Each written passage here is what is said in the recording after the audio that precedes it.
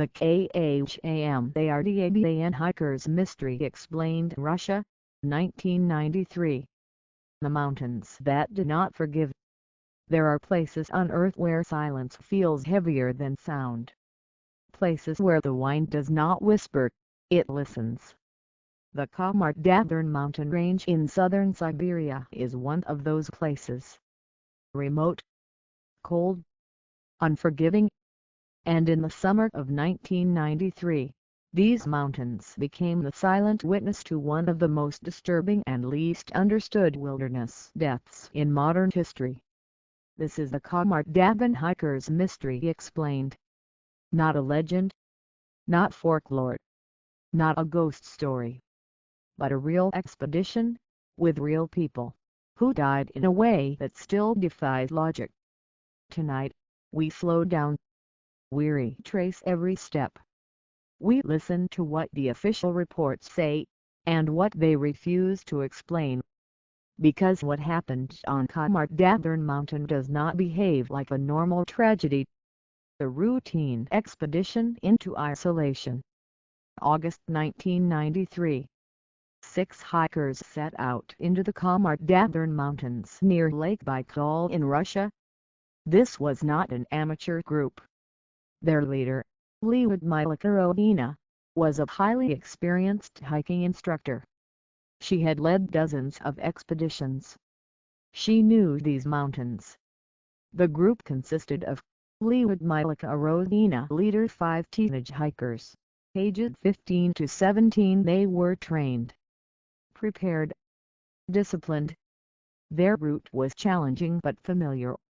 Summer conditions. No storms predicted. There was no reason to believe this trip would end any differently than the others.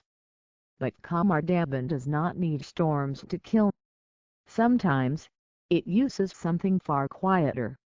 The last normal day. On August 4th, the group made camp on a high ridge. Witnesses from nearby hiking routes later reported normal weather conditions. Light rain, mild winds, no extreme cold that night. Nothing unusual was reported. They ate. They rested. They prepared for the next ascent. And then, sometime in the early hours of the morning, something changed. Not gradually, not subtly, but violently. The first scream. According to the only survivor, Valentina Yurochenko, the nightmare began without warning. One of the hikers, Alexander, suddenly collapsed. Not from exhaustion. Not from altitude sickness. He began screaming uncontrollably, grasping at his throat, bleeding from his nose and ears. His eyes rolled back. His muscles convulsed. This was not hypothermia. This was not panic. It looked like his body was rejecting reality itself. Within minutes, another hiker collapsed. Then another. Chaos erupted on the mountainside. And Lyudmila Korovina, the calm, experienced leader, began screaming in terror. A cascade of death. What happened next is what makes the Khamar-Daban Hikers Mystery Explained so deeply disturbing. Each hiker died one after another. Not hours apart. Not days apart. But within minutes. Symptoms reported by Valentina: sudden seizures, bleeding from eyes and mouth, loss of motor control, extreme confusion, sudden death. One hiker attempted to climb upward, then collapsed face first into the rocks. Another tore off their clothes and ran, the classic sign of extreme neurological distress, before collapsing. Lyudmila Korovina herself fell last. She turned to Valentina and screamed, "Run!" Then she collapsed, and never moved again. One girl left alive. Valentina was 17 years old. She was alone, surrounded by bodies, high in the mountains, with no supplies, no shelter, no explanation. She ran, for hours, through rain, through fog, through shock so severe her memory fractured. She eventually found another hiking group days later, dehydrated, disoriented, and barely alive. When she told her story, even seasoned rescuers went silent, because nothing about it made sense. The recovery of the bodies. When authorities reached the site, they found something unsettling. The bodies showed no signs of struggle, no external trauma consistent with falls, no animal attacks, no lightning strikes. Their facial expressions were frozen in terror. Autopsies revealed pulmonary edema, fluid-filled lungs, internal hemorrhaging, signs of acute neurological failure, but no toxins were officially confirmed. No pathogens identified. No clear cause of death. The case was quietly closed. The official explanation and its problems. Authorities attributed the deaths to hypothermia and exhaustion. But this explanation collapses under scrutiny. Hypothermia does not cause bleeding from eyes and ears, does not kill multiple people within minutes, does not cause seizures like those described. Experienced hikers do not suddenly panic simultaneously without cause. And weather data shows no extreme conditions that day. So what really happened? This is where the Khamar-Daban hikers' mystery explained becomes darker. The poison gas theory. One theory suggests toxic gas release. The Khamar-Daban region is geologically active. Possible explanations include hydrogen sulfide emissions, carbon monoxide pockets, volcanic gas seepage. These gases can displace oxygen, cause sudden neurological collapse, kill silently and rapidly. But here's the problem: gas would affect everyone equally. Valentina survived. Why? The military testing theory. Another theory whispers of something classified. In 1993, Russia was still conducting secret military experiments. Possibilities include aerosolized chemical agents, experimental crowd-controlled gases, accidental exposure, but no records were released. And no investigation followed this path publicly. The case went quiet. Too quiet. Parallels to DY80LOV pass.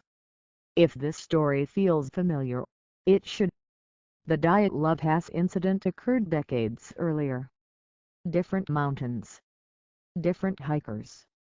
But eerily similar patterns.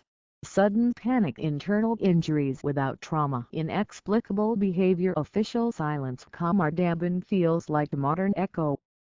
As if something in the Russian wilderness repeats itself when conditions align. Psychogenic death. Some researchers propose mass psychogenic illness. The stress-induced neurological collapse spreading through the group.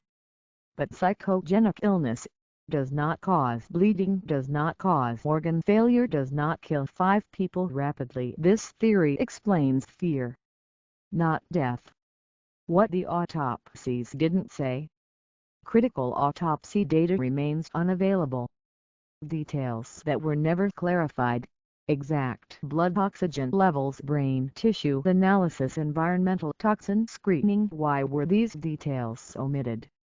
Why was the case closed so quickly? Why was the survivor discouraged from speaking publicly? Silence can be louder than screams.